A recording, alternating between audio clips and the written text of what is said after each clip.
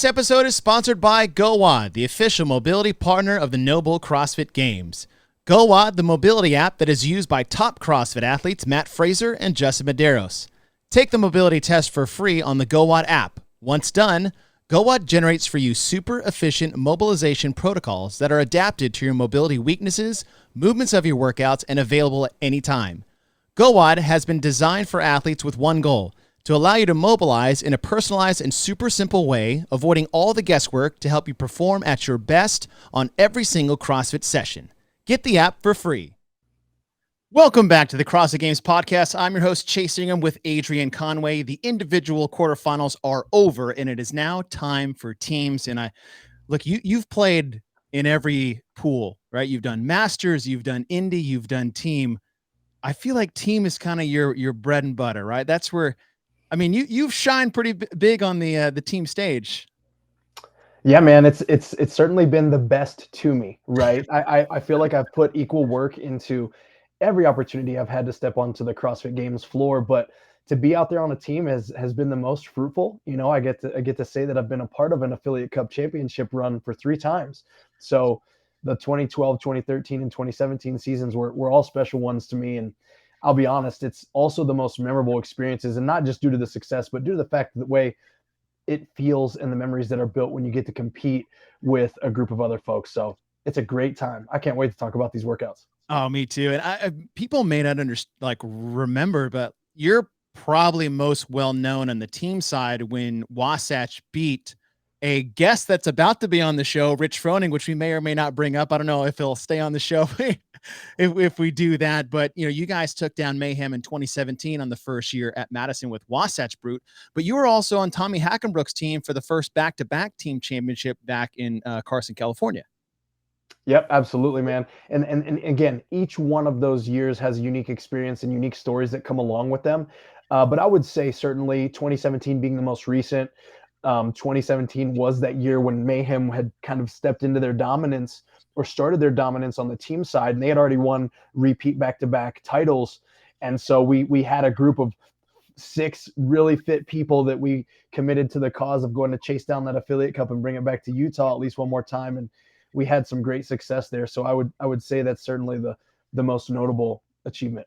And that was also the last year we had 6-person teams, because after that it dropped down to 4. But as we said at the top of the show, is like you've done every games thing other than maybe like a teenager, which we were too old before that even came to be. But what is it about team that makes competing so fun? Gosh, there's so many things, bro. It's, when you think about being on a team where there's people depending on you, particularly, and again, the uniqueness of our sport of CrossFit, and people get to feel and taste this when they go into a gym and they get to be a part of a class. Even that class atmosphere, that it brings something special out of you versus if you're just in the gym grinding by yourself or in your garage. And when you're on a team specifically, it's a similar carryover where you've got 3 other people in this stage of the teams, where there's 3 other people just waiting for you to potentially accomplish the work that is set forth for you so that they can get a chance. Or, there's one other person who's literally, from a verbal standpoint or a psychological standpoint, having to be on the exact same page as you to execute this synchronized work. And with that being the case, it's a lot more than just you on the floor. When you're an individual, you can focus on you. You can have your sets and reps set. You can have your breathing. You can have your mantras. But with a team, it's all about you doing your best for those other people. And I really believe that that's what makes it so special. But that's the fun side. But there's also a different stress when it comes to team, because as you said, when you're individuals, like, you're focused on you can handle yourself. But in a team setting, especially when you're in a group of 6 with 5 other people that you had to rely on, I feel like that's a whole different level of stress at the highest level of competition.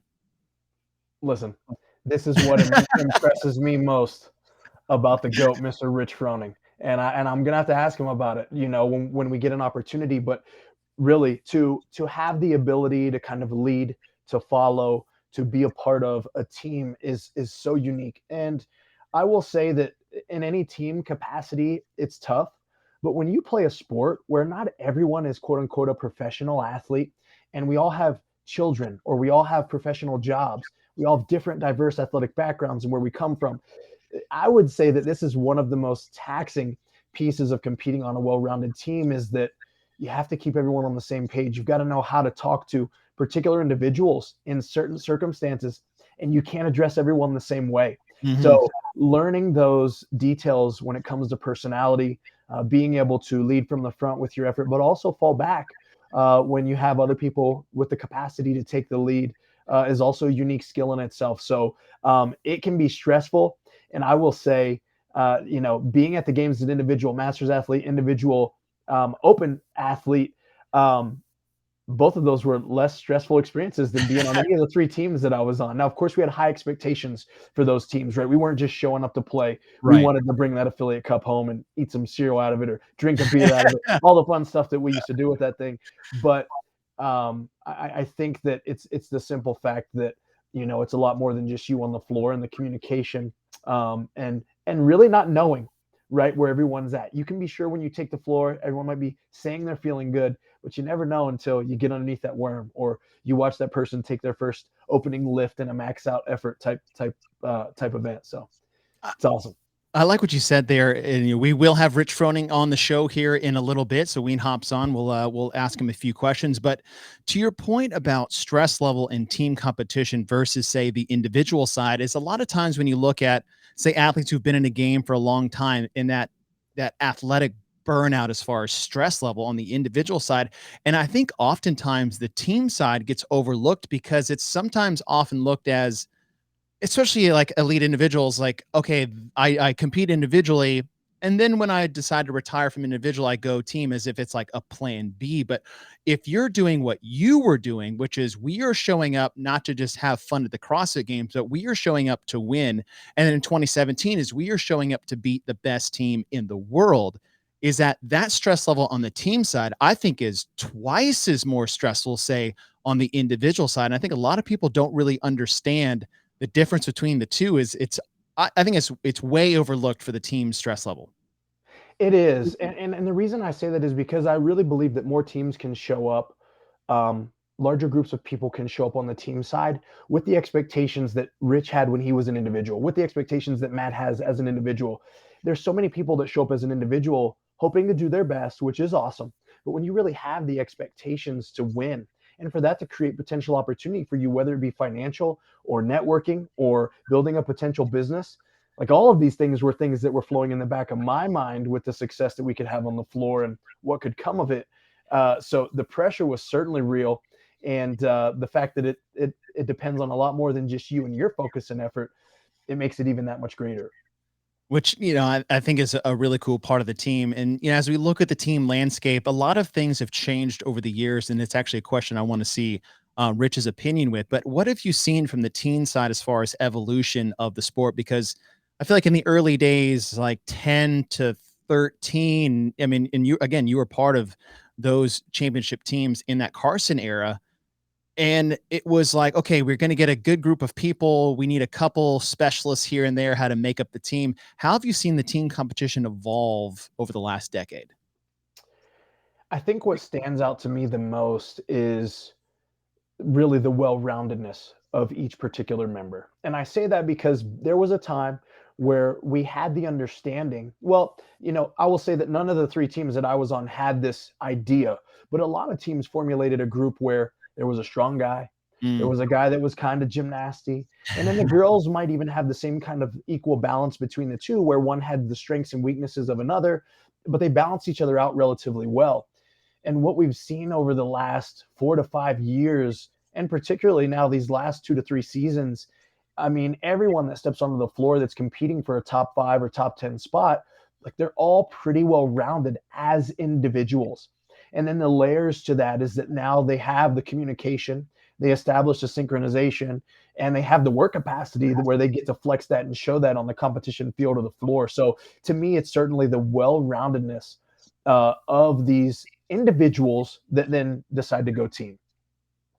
And to your point is like, there was a time where it was like, okay, we'll have a strong guy, a gymnastics guy, and then like a really good CrossFitter. Yeah, And workhorse. then and then when you had the same thing on the women's side, but then when you really started to like put it together as the most well-rounded teams fared well in every single event, and it just wasn't how well you could do. And speaking of well-rounded individuals, we like to welcome in What's Mr. up, guys? Rich Froning. Hey. How's it going? You doing good? What's up, man?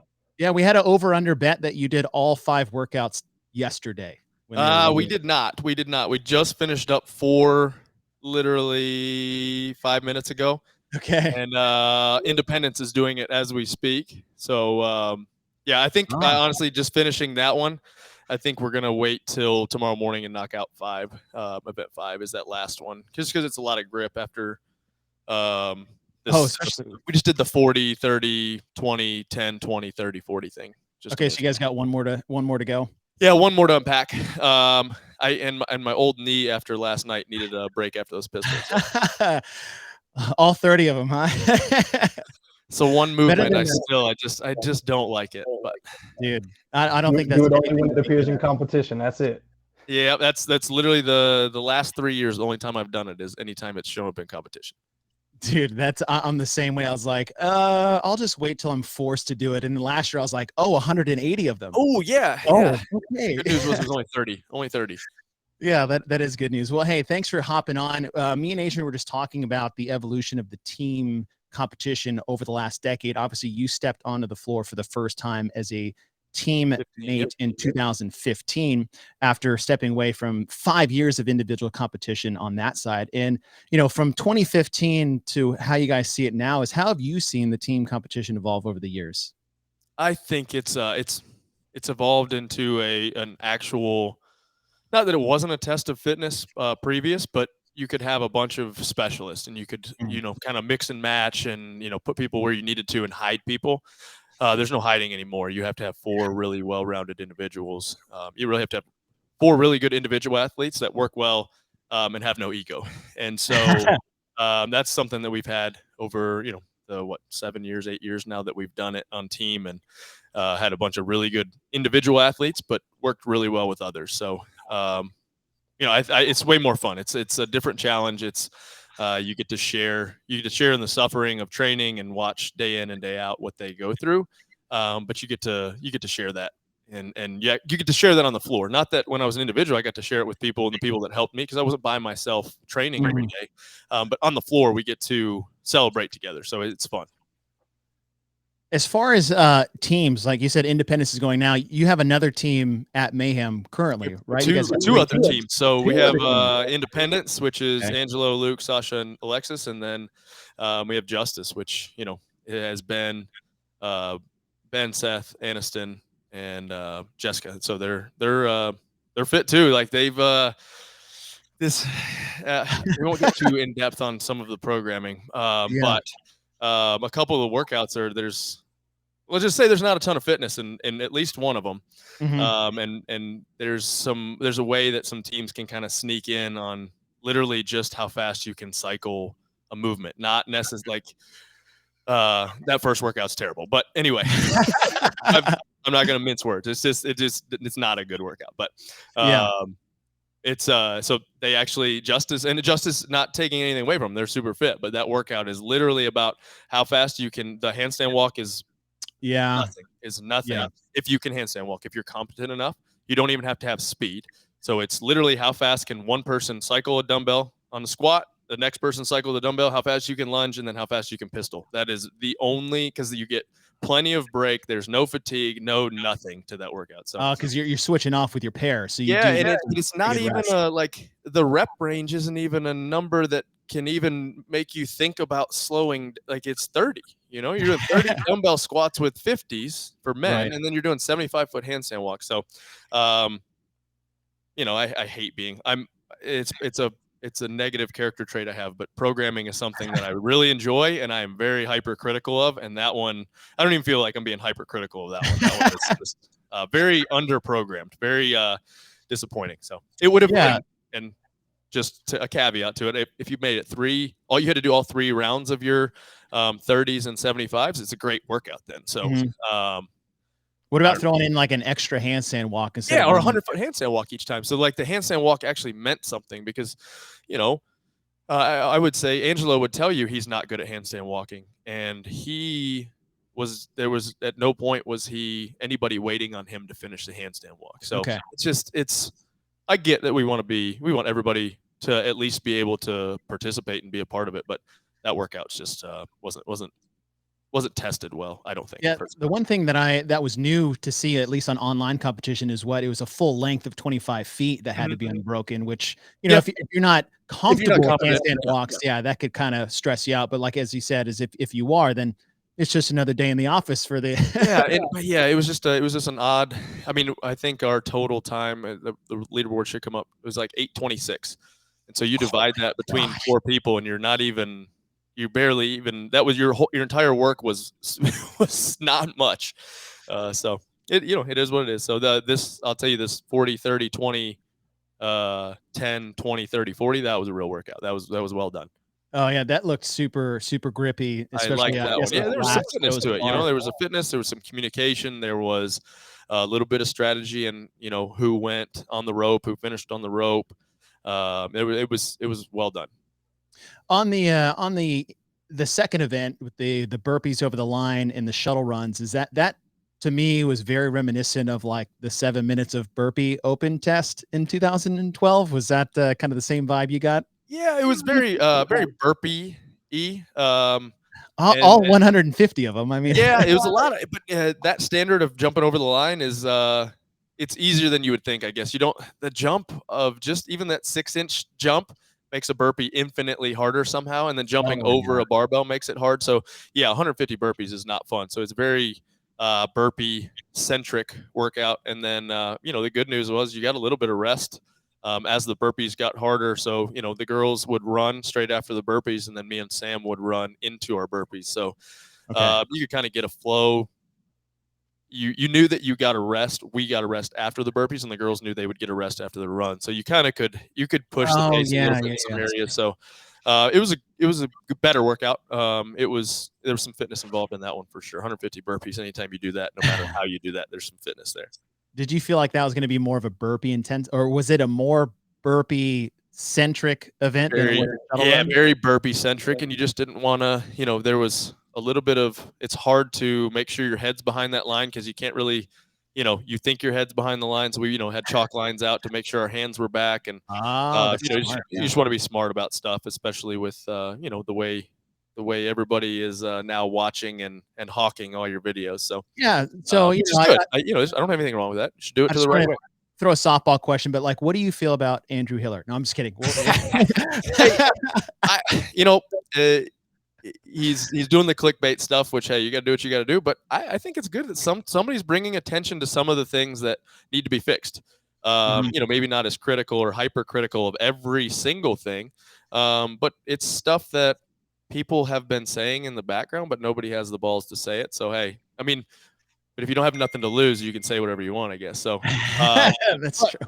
Hey, at least somebody's saying it, I guess. Yeah, it's true. Well, let's talk more about season structure and, your future in the sport of CrossFit is, when, as far as like, you're going into, what season is this for you? 12, 13? Well, we have the COVID year, so we lost a year in there somewhere. Lost a year.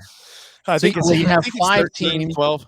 Yeah. So this is 12 because you had 5 individual. This will be your 6th team year. Yes, 7th team year. 17 year. 6th. I don't even know, man. Yeah. Whatever. It's been a long time. 12. We'll say 12.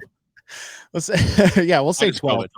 But listen, like, me and Adrian were talking before you came on and I'd be curious about this, is like, there's an individual stress that usually burns some athlete out, especially when, you were competing at your level, winning year after year and the pressure builds. But like the same thing on the team side is that now there's not an expectation of like, are you going to get to the games? But it's like, are you going to win every year? And it's almost like you're going to win every event. Not even right now. Yeah. Now it's like, when you win it all, it's like, oh, they got second, they're done. Right. Yeah. It does take the fun out of it every once in a while. It's watching that Man in the Arena. I don't know if you guys have watched any of that stuff, or watching Last Dance or something, just seeing those guys and how they talk. Like it makes, Hillary will watch it and she's like, those guys are just like, they're kind of assholes. I'm like, how you got to be? You almost have to create stories in your head to not like people that you normally would like, just to have some motivation, as bad as that sounds. So right now we don't like anyone who's in Iceland. So it just is what it is, like until August, no, we're not friends. So no, I'm just kidding. But that watching that Brady talk FEA was a pretty good little soundbite there. So I respect it and I get it, but yeah, it's just there is a bit of not a grind, I would say, but it's just the expectation every year of it does zap the fun out of it a touch, but let's be honest, anytime you win, it's fun. So it's fun after it's over. During the process, we all know that parts of it are fun, but the grind and been grinding for so long, it does wear you out. But we've got a bunch of new faces, young kids around here, and for me, that's been a lot of fun having Guy, Bailey, Tyler, Haley, everybody. Paige is here now, and so and getting to train with Angelo and Luke, and we've got a really good crew here, and it's fun to come in and work out. I am getting to the point, if I wouldn't be lying if I said I'm getting to the point where I want to just work out, not train. I'll work out forever, but training is just a different, it's a different mindset and a different thing than working out. Yeah, I think it's very different. It'll be very different for you than it will be anybody else, man. With that being said, and you mentioned this, I think about other sports. You mentioned the man in the arena, all this other stuff that we get to watch, Tom Brady, Kobe Bryant. I know one of the things that Kobe shares about his career is that, when he started, he was a complete dog in regards to his work ethic, the way he was focused, the things that he did in preparation, and how if you weren't with me, then you were against me. If you weren't in the gym grinding with me, then you weren't a part of my journey. And I want to ask you, man, how has this mindset transformed for you now that you've got a complete culture that's taking place there in your barn and in your facility, where it's a lot of young athletes. They're all nipping at you for all the advice that they can find, but they're still watching you work relentlessly. How do you find that balance in like staying who you were and who you are at heart, but also kind of guiding those guys around some of the mistakes you may have made throughout the course of your career? Yeah, it's over the course of 13 years, I've learned a lot.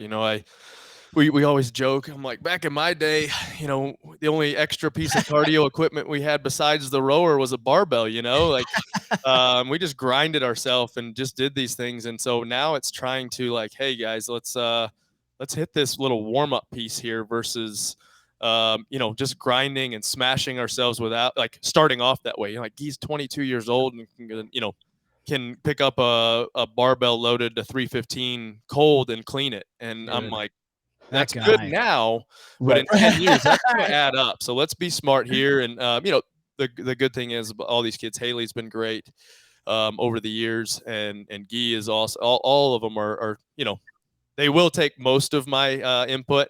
Haley, I bet, is probably the hardest one to pull the reins back. That I'm like, hey, chill out.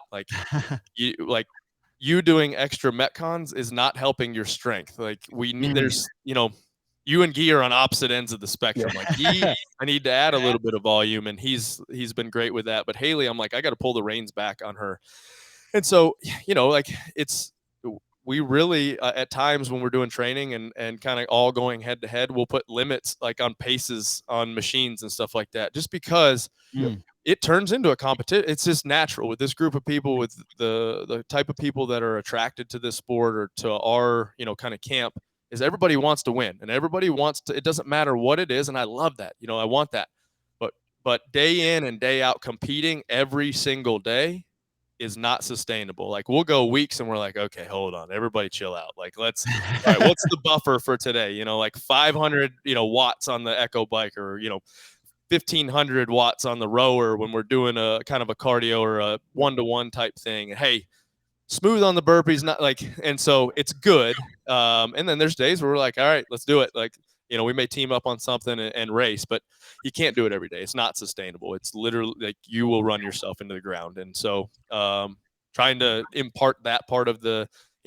it's a long road, and, we're getting to the point where it's, hey, semifinals games, then we're going to ratchet it up a little bit.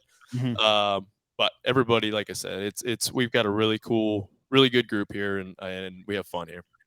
Love it. You mentioned earlier about man in the arena, Tom Brady, and Tom, what he always tends to do is he takes something and then just uses that. You saw the greats do that. Kobe Bryant did that. Adrian, as you said, Michael Jordan probably did it better than anybody. He would just make up shit. Yep. Like that dude just said something to me, and like I didn't say anything to you, but when you look at your career and the future of that, when do you feel like that starts? Do you ever Oh, look yeah. at when the I think when I'm the done, end is when coming? I'm 100% done competing, personally, that'll go away for me. Not to say I won't make stuff up for other people. I think you got to, like, it is, got to. CrossFit is such a cool community, and everybody's, 99% of everybody in the community is awesome. So it makes it hard to hate people. So you almost have to, you have to kind of create those things in your head, or like, I'd be lying if I said we didn't watch the Miles to Madison just for a little motivation for this weekend, the first couple minutes of it. And, once the podium ceremony is over, we'll shake hands and be friends again. But you got to kind of have this, you got to have it. I don't know. I just can't. I don't know how to explain it, and you guys know because you guys are competitors. But anybody who's never been a competitor, my wife completely does not understand. She loves Annie, and I'm like, well, I don't right now. So yeah, it is, sorry. All right.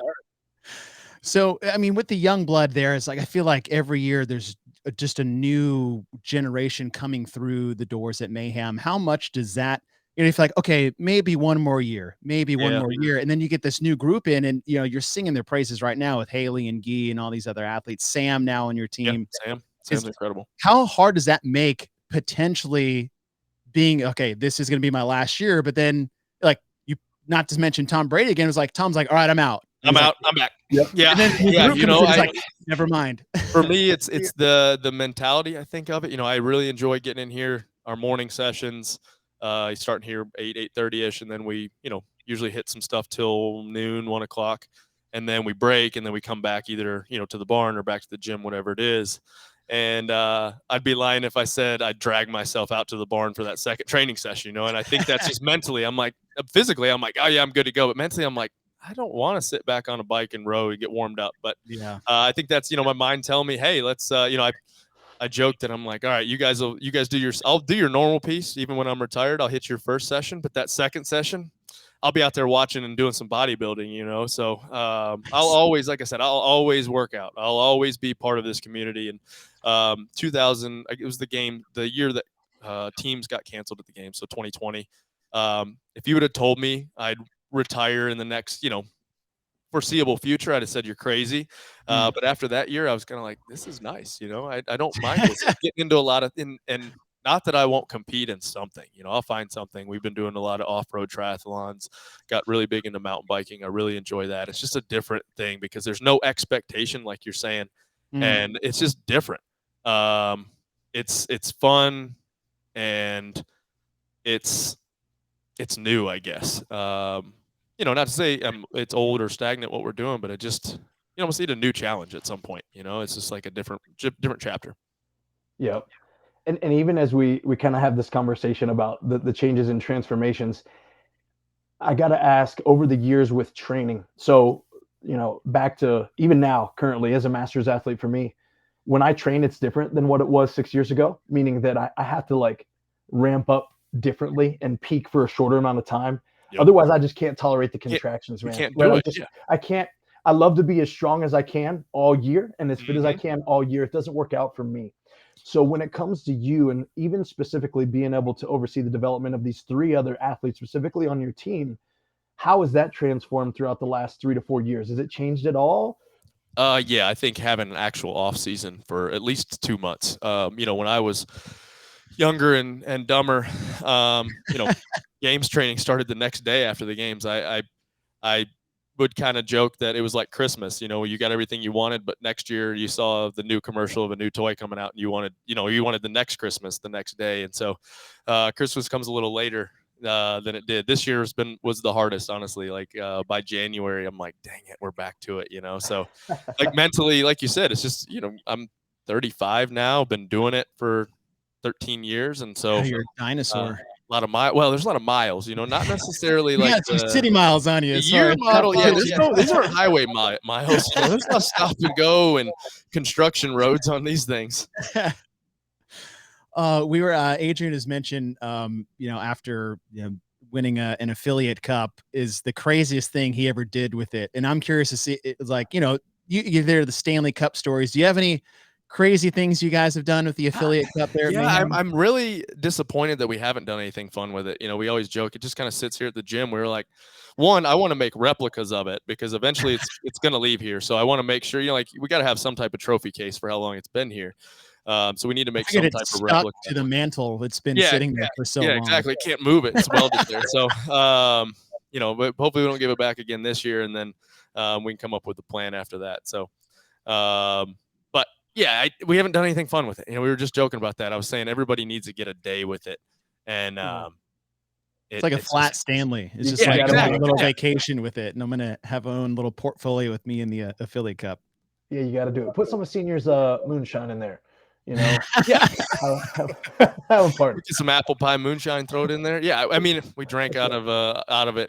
You know, champagne on the technically on this picture behind us, but yeah, there it is. Yeah, so trying to get this conference room up and running in here. So, well, Rich, the leaderboard just got updated. So if you'd like to see your demise, because apparently you guys got second in the first event. One, huh? In the world though. So this is the worldwide leaderboard, not North America. So really, honestly, if we're being honest, that's the one I care about. So I just want to let you know is like we will accept your retirement now after the second. Beat us on that first workout?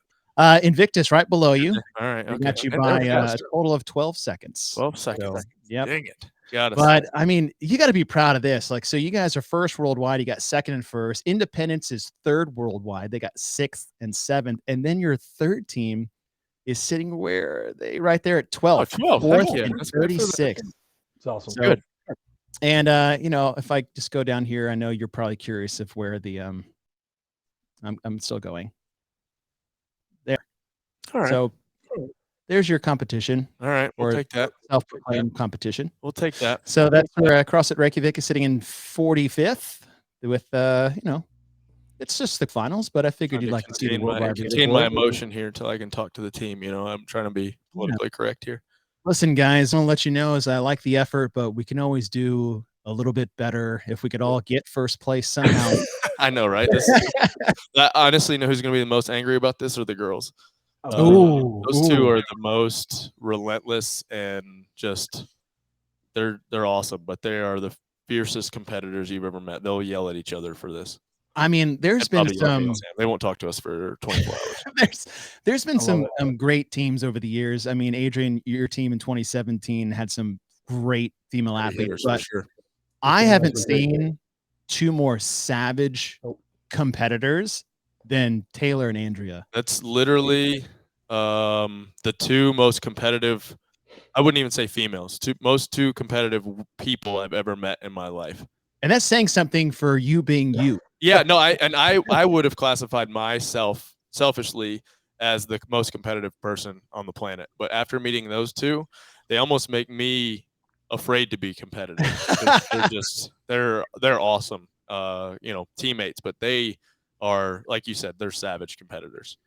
Man, it's been crazy. Was there did they haze Sam in any way? That's what I want to know. Because that was the interchangeable part. You know, he came onto the team. These girls are savages already. Chase and I speak highly about them anytime we get a chance to talk about your squad. Were they mean to him in any way? No, they're super nice to Sam. They're, Sam's super fit. He can hold his own. So they've been very, I was surprised, like I was expecting, at least the silent treatment every once in a while. Cause I still get the silent treatment. I feel like they're nicer to Sam than they are to me.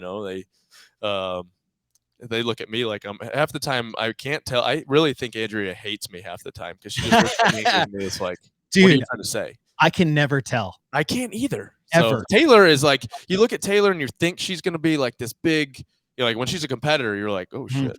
But she's the sweetest, and Andrea's too, but you're just like, I don't know. There's just something. Andrea half the time gives me this look like I'm just an idiot. Yeah. Maybe I am an idiot. I get that look from, my wife too. So. Is there any rookie hazing for the new teams or new team members? I think usually it's more of like trial by fire. You just try to run them into the ground with some fitness. But with this crew, there's not really much running people into the ground because everybody is very well rounded. We've had some incredible teams over the years, and Last year was a great one. And then, with Dre, the team of 4, and Adrian, you haven't competed since it's been 4, right? Nope. Man, it's so much more fun. The programming, I feel like, can be more creative. 6 people was fun, but it was just a lot.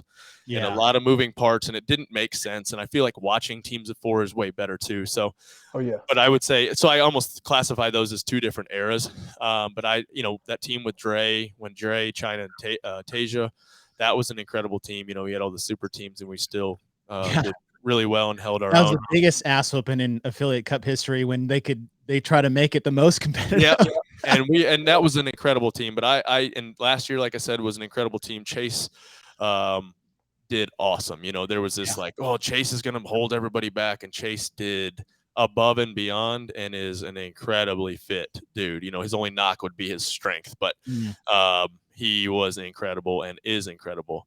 And so I would say this team, though, is probably your most well-rounded team that you've ever seen in a 4-person team. That's not an invitational, Team USA team. Right. So with those 2 girls, and then Sam, it's unfortunate what happened to him at the games last year with, getting sick, because the dude is, I would easily say top 5 at the games, top 3, maybe even higher than that at the games last year. I mean, Royce was, I think, 9th, and Royce did incredible and is super fit, and Sam in training was, ahead of Royce and stuff. So it's unfortunate that happened. So I'm really excited that Sam gets to see, we get to see Sam kind of on the big stage and how he does. Hey, little bud. What's up, dude? And so it's going to be cool and I think he's, he can learn some stuff, being in the competitive environment with those girls, with myself. And I would say his only hole to this point has been kind of his head game, and he gets in his head a little bit and not second guesses himself, but just kind of has this. And so last year we talked, and I'm like, hey, if Chase doesn't want to be on the team, if you'd be open to it, he was like, jumped on it, which I was kind of surprised with how dang fit he is. I was like, yeah, I think, and that says a lot about his character, because he sees the value in, being around some athletes that have been there and can learn. So I'm excited to see what he can do this year and show everybody, but also what he can show everybody after he's with us for a year and kind of put everything together. Adrian, you've gone back and forth between team and Indy throughout the years. What type of mental edge can you gain, say, going from a team to an individual side? Oh, a lot. Well, I think about this particular example right here. Look, I'll be honest. Tommy Hackenbrook had a very honest conversation with me way back in like 2011. He was like, hey, bro, you're pretty fit, but you're not fit enough to go to the games and be top 10 yet. He's like, so get on this team. Let's build some fitness, get some experience at the games, and then maybe you can go back as an individual and create opportunities for yourself. So I was like, oh, okay. So there should be a process here that I'm kind of going through. So I see this similar thing almost with Sam, not that he is fit enough, and we've all witnessed this in Sam, but if you say, Rich, even that he's struggling with a little bit of maybe that confidence, self-doubt, or just like he gets in his own head sometimes. And I'm like, bro, you're fit. Just do it. Go out and do it. And so he's going to get to experience that through a whole season with you. Like, yo, hit this weight. This is where we're opening. Let's go. You're fit enough. Show it. And so as he builds that confidence, you guys get to go through a full season like that. I believe he'll come out, all things considered, clearly with some great momentum. And then you get an opportunity to apply it as an individual, and you feel like a new human, I think is what it'll end up for him. So I think that's awesome. It's cool to hear that side of the story. Yeah, I'm excited. Like I said, I'm excited to have him as a teammate because of how incredibly fit he is, and he's a good human being.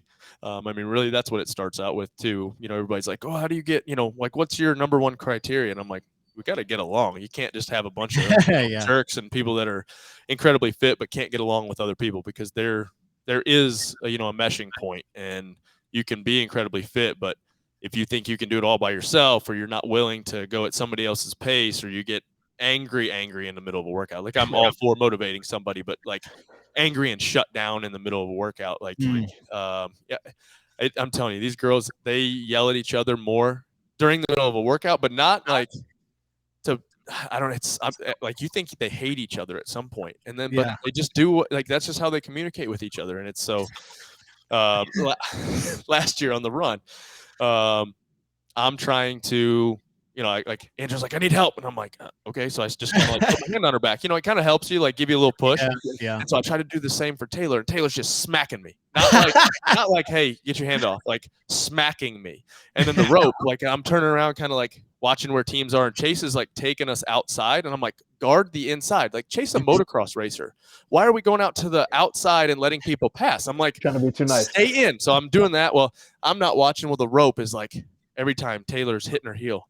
And she's like, pick up the effing rope. And I'm like, oh, okay, sorry. And it must have happened 3 or 4 times. And I'm like, she's gonna turn around and punch me at some point. But it's you just know how they are and know how each other can handle things. But after the workout, after the workout, she punches me. And she's like, that's for the rope. And I'm like, noted. All right, let's do it again. So it's good. That is great. But sometimes people just don't know how to take that and, might melt down and get mad. But it's Absolutely. like, all right, I'll stop. My bad. No, I mean, you can't take anything personally in the heat of the moment. In the heat of the moment, no, there's, no way. I like what you said about meshing, because, we talked about 2019 where they had the era of the super team and you don't even have to train together, be together to qualify for a team to the game. And I think that year you guys really demonstrated what it took to be a successful team. And that's training together, meshing together, and working well together.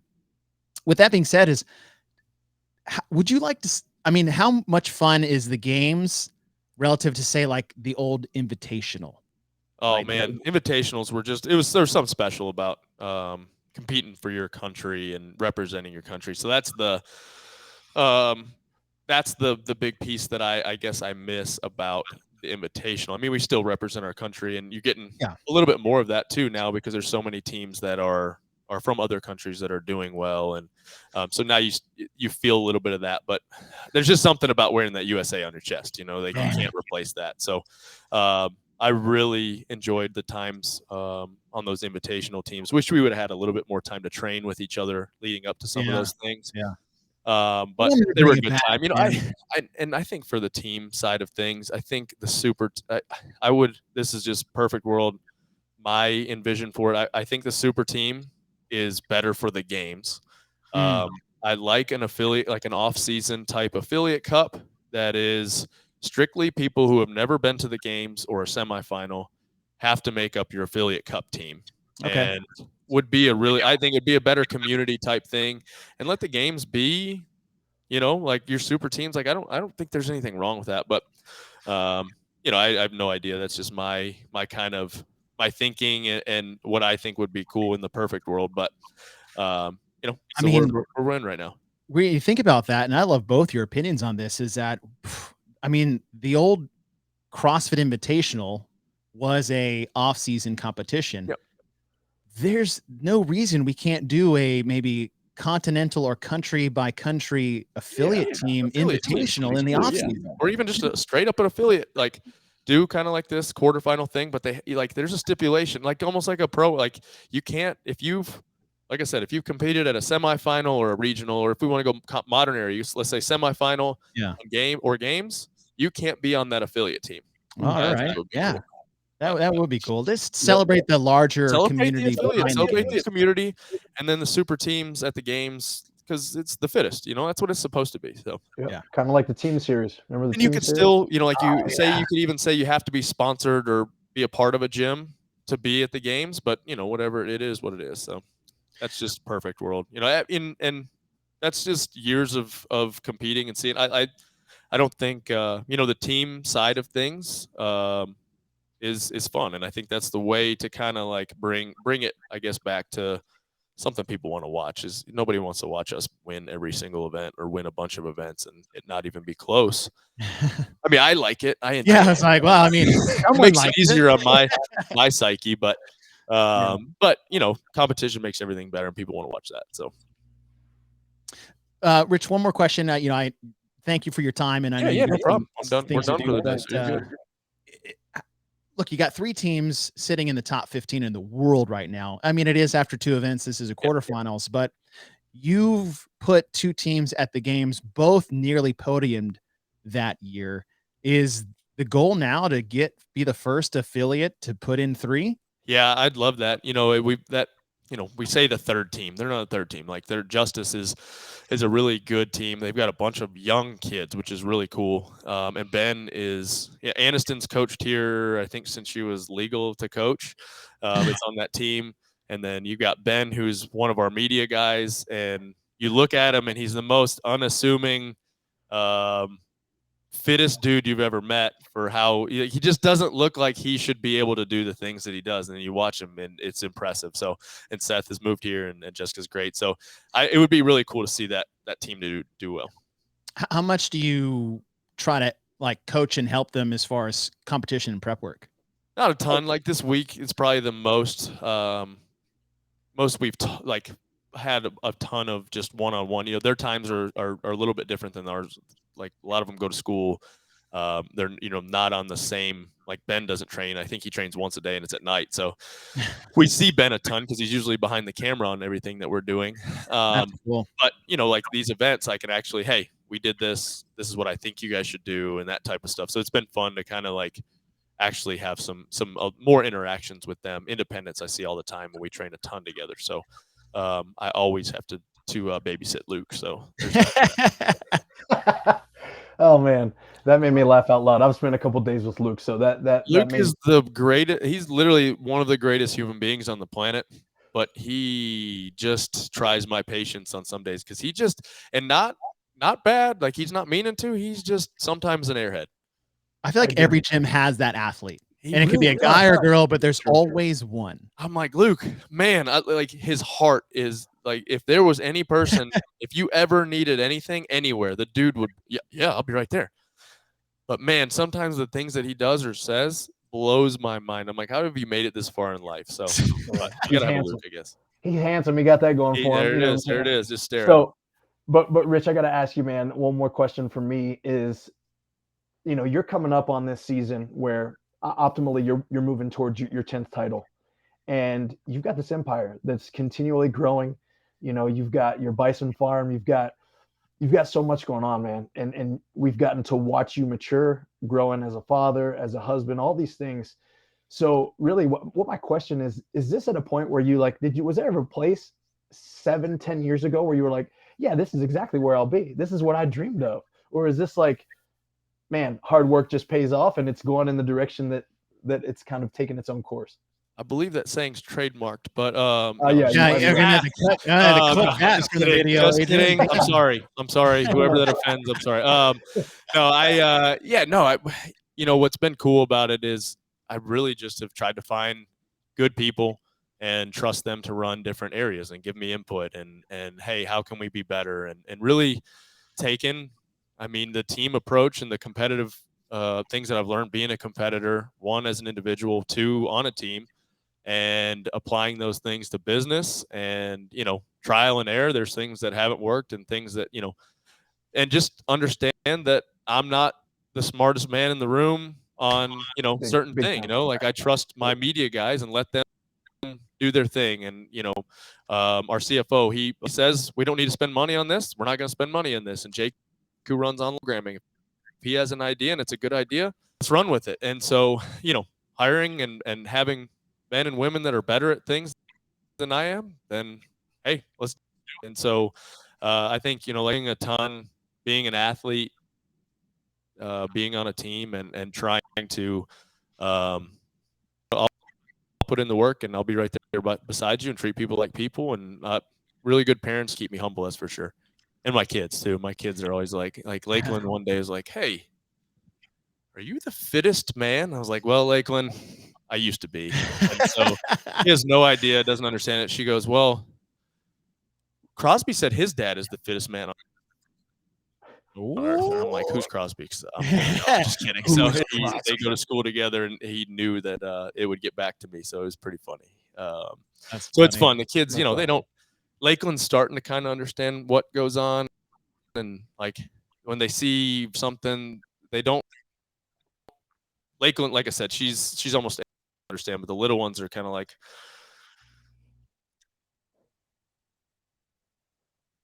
fun, you know, like they're you know, they're wanting to play sports and do those things. So, you know, who knows how much longer I'll, you know, I don't want to miss those things. So if it comes to that point, then, you know, we're done with competing. I'll always be part of CrossFit and always be doing something, but at some point, you know, gotta quit being selfish. Oh, it's not selfish, man. I think the character of a true leader is one that can delegate, but also one that leads from the front. And I think you do a wonderful job of both, Rich. And listen, I want to thank you for hopping on with us, and you know, thank you for everything you do for the community. CrossFit and what you've done for the sport up to this point and what you continue to do. And it's been fun to watch your journey, man. And I'm excited for the future, and good luck with the rest of quarterfinals. So thanks for appreciate it, guys. Yeah, you got to make it out here soon. Come. I know. I told you I got to bring the kids too. I know, Adrian. You've never been out this way, but neither one of you guys have been up here. So come on. I've been. It just wasn't when you had the whole empire, man. It Okay, was like then I guess it was that was at the old spot. Yeah, you were here. Man, when was that? That was like 12, 13-ish, maybe. Yeah, it was like 12, 13. That's the only reason I know about Seniors Moonshine, man. That's there you go. All right, come on.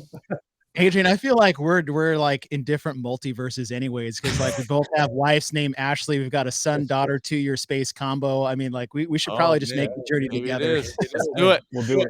Come on, we got plenty of room. We'll let those kids run around. Yeah, absolutely. It doesn't look like any fun that you have up there. No, we don't. We zero fun around here. Well, keep doing what you're doing, man. Appreciate you hopping on, and good luck with the rest of the weekend. Awesome, boys. Thank you. Take care. See ya. Bye. Oh, man. That guy's zero fun. What a stud. All right, so the leaderboard's out. We'll hop on that real quick. But before we get that, we just want to thank another sponsor of the show. As CrossFit's official supplement partner, Thorne helps athletes and individuals perform at their best by optimizing performance through testing, database solutions, and premium nutritional supplements. Thorne also has amazing benefits for CrossFit trainers and affiliate owners. Signing up is free and easy. To learn more, visit thorne.com/affiliate. And don't forget 20% off all supplements during the quarterfinals. Head to thorne.com/U/CrossFit. All right, so the leaderboard is updated. Let's take a look inside the leaderboard. We'll go by continental regions because that's what matters as far as going into semifinals. So we'll start here. We looked at the overall. CrossFit Mayhem Freedom, led by Mr. Rich Froning, got a second and first worldwide. Let's start in South America. The top team coming out of there is CrossFit CFP9 with a third and first. On the Oceania side, you have CrossFit Selwyn first and first. Again, all of these scores are unofficial, but just behind them, CrossFit Project Bayside Black second and second. So a tight race at the top there. Once these things get official, obviously it'll be more towards the end of next. We look towards Europe, and obviously the biggest name or the biggest splash was CrossFit Reykjavik. But at the top of the leaderboard, look at this. 3 teams from Norway: Oslo Blue, Oslo Red. Wow. And man, do you remember the 2 Norwegian girls at Wadapalooza and what they did with Kristen Holte? Yep. I mean, we're starting to see that rear its head here on the European side. But CrossFit Reykjavik is, where are they? There they are. Sitting in 12th, third and 30th. So that obviously that second event, which we'll touch on here after that. So they're sitting in 12th in the European regional, in no danger whatsoever of semifinals. But again, that's just where they're at. We look over to Asia. KT CrossFit Kolonikov, first and fourth unofficially. We go to Africa. CrossFit Comet Okanvago. That's a new team, first and first unofficially. Usually it's been one of the look at all these South African teams sitting there on top. And you know, a lot of this has changed because of the continental boundaries rules. I feel like this has put a different spin, although it's not quite as much on the team side because athletes can go anywhere they want. But we've seen a big shift because before it was like CrossFit Yaz out of Dubai and all these other Northern African teams, but now they've either gone individual. So the South African representation, I mean, we saw the same thing on the individual side in a big way. As we go to, we said South America, Africa, Asia, and then we come to North America. CrossFit Mayhem Freedom, second and first unofficially. CrossFit Invictus at first and fourth. And then you have Mayhem Independence in third. So 2 Mayhem teams in the top 3. Mayhem Justice is in 7th.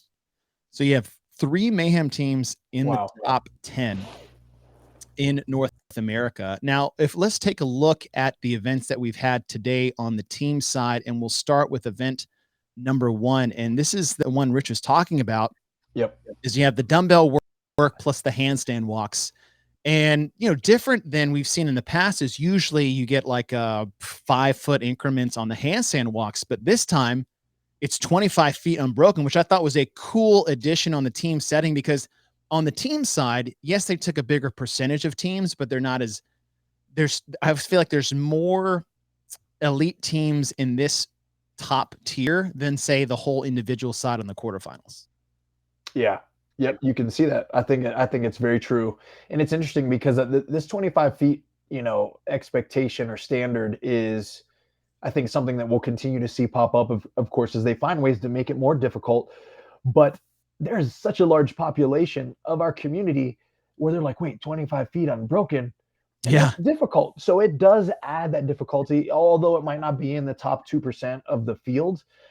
They might still look at it as this is completely a race for us. I believe that it certainly creates a little bit of pressure to the work that they have to complete. So it's great. Event 1, it was the dumbbell work and the handstand walks. Again, 3 handstand walks.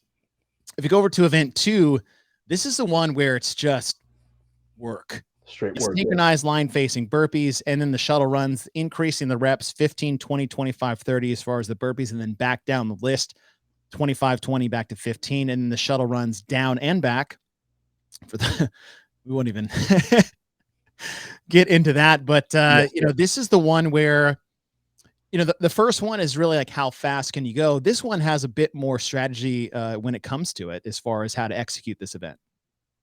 It has a tremendous amount of strategy, and really, when it comes to like anticipation and awareness, this is a big deal for this workout, because it's so easy for you to get caught sleeping, if you will, quote unquote, in your mind, where you just meandering through some burpees, but then it's your time to run, and you don't run immediately with your partner as you should, and that costs you seconds simply because you weren't paying attention, or because you reached such a point of fatigue somewhere amongst these 150 line facing burpees that you literally just got cloudy in your mind. So the focus that this workout demands throughout the time that it's taken these teams is really high.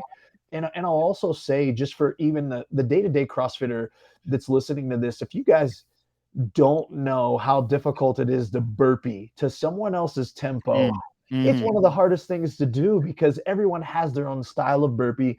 Everyone knows what is most comfortable for them. But in this team setting, where you're literally keeping pace and keeping cadence with 3 other individuals, when the crap hits the fan here, as edited as I can be, it gets bad. And yet you still have to stay in line with communication, continue to keep the same pace. So I think it'll be really awesome to go back and even view some of these top teams execute this, because it's going to be a smooth dance for those at the top. Like, you're going to be like, oh, it almost looked easy for them. It wasn't. Yeah, right. The teams at the bottom, it's going to get real ugly fast. And it's something, when you look at this, is that there's really no race pace. There's just the pace, and you got to hold that pace for all 150 line facing burpees, synchronized with 3 other people, including yourself, as well as the shuttle runs. And it does take a level, I would say, almost of discipline on top of what your fitness is. Absolutely. Yeah, your fitness is going to be, because, the unique thing, Chase, is that everyone's going to be at the end of their physical capacity to some point, right? There's likely going to be one person on the team that's a little fitter than everybody else, where they feel like they're in good control. Maybe they're the one calling the reps or dictating when people get to get up again. But other than that, everyone else is suffering. And it's important for you to keep suffering and keep moving, though, and not be denied there or just laying on the floor. Well, and so that's what they had today. Let's take a little look forward of what's coming up tomorrow. As you have workout number 3, and this is the clean and jerk ladder. So both men will come out. They'll alternate 5, 5, 4, 4, 3, 3, 2, 2, 1, 1. The weights for the men go 185, 205, 225, 245, 275. And then once they complete that, it'll be the women's turn. Their weights 125, 45, 55, 65, 85. 7-minute cap for both. For those top tier teams, I mean, you're looking at this as like, this is just what, a full send, touch and go, tag and go, almost to where maybe your weight changes become a valuable asset to your speed. NASCAR pit crew, bro. You got to be watching film, go back and watch them, get them tires off them race cars, figure it out. But truly, this is really where, if a team, here's where I'll come in and say, when we were participating in the games in 2017, we practiced changing plates. Like that was a part of our training.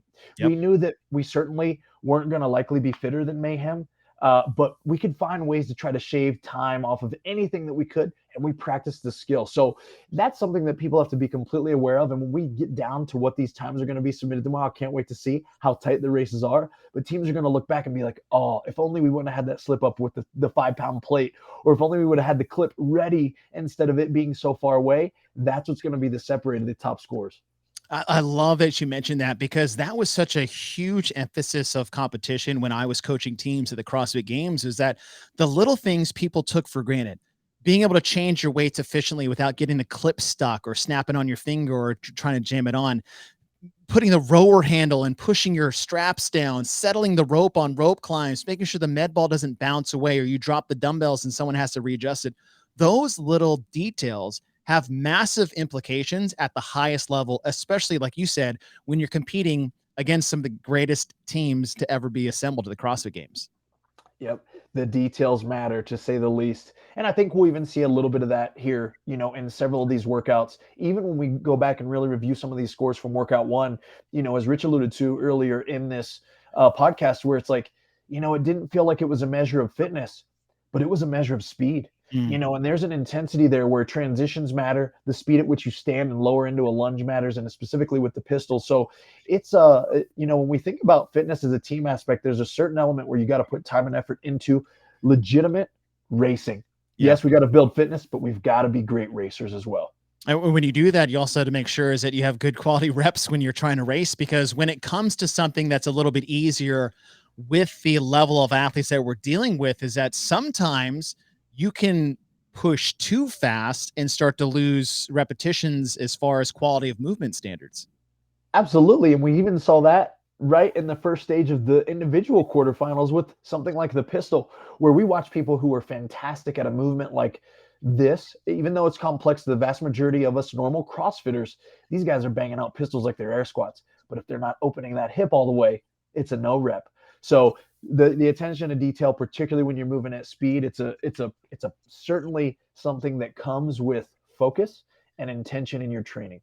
Let's go to the complete opposite side of the spectrum as far as just blind racing for speed, where the clip changes become part of the protocol, and it's workout 4 for the team. So you have female pairs going first, while the male pairs going second. 40 synchro toes to bar, 30 synchronized box jumps at 30 and 24 inches. 20 alternating dumbbell snatches with the 70 and 50, 10 rope climbs together, and then 20, 30, 40 down the list. And, as Rich was saying, is like, get super, you're holding on to the toes to bar. You get a little break on the box jumps, but that middle, dumbbell snatch, rope climb, dumbbell snatch, little break on the box. There's a lot. I feel like there's so much strategy. Maybe the strategy that we didn't have in at least 1 and 3 is all put into what we're having here in number 4. Absolutely. And when I look at this workout particularly, I think about a team like Mayhem Freedom and the high skill capacity that they have with the high fitness work capacity that they have. And this has their name written all over it, right? And the teams that want to go to the games and really want to be able to compete with these guys head to head and have a chance to be on the podium or have a stake at being able to claim that affiliate cup, they've got to be able to show their worth and to show their fruits in workouts just like this, because this is where we're going to see them thrive at a very high level. And you got to be able to compete in every workout if you want to be able to steal points away from those guys. I feel like this is definitely one of those where you watch Mayhem go and they're in 10th place in 10 in the first 5 minutes. And then in the middle at the rope climbs or mid pack. And then by the time they get to the box jumps, they're 2 minutes ahead of everybody, just because the way they strategically pace things out, they know each other's strengths, weaknesses, almost in like they don't even have to be verbal with how they do these things. And I think if you look at all 5 events that we have for the team so far, I feel like this one may be the best indicator of the type of teams we have coming into semifinals.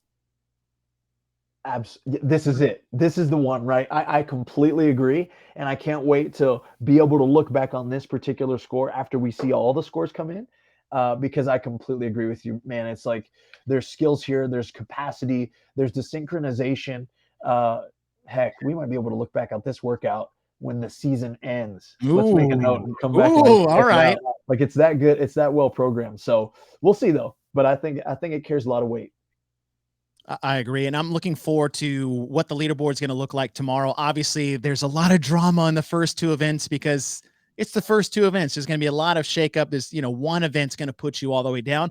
One event's going to put you all the way up. And when we get 4 scores coming into the end of tomorrow, I think we're going to get a better idea of what's coming up. And what's going to be fun is, again, we have one of those sprint style events there in workout 5. And once we see what the leaderboard looks like after 4 events, that's going to force some teams into maybe some uncomfortable situations that I know you and I both love to see athletes get into. So that'll do it for day 1 recap, as we will join us tomorrow for day number 2, as workouts 3 and 4, as we just talked about, will be on the leaderboard, and we'll see how things shake up after that. But Adrian, thanks for joining the show. Look forward to talking to you tomorrow and seeing what else goes down over the weekend here at the team quarterfinals. Thank you guys for listening. We'll see you guys tomorrow.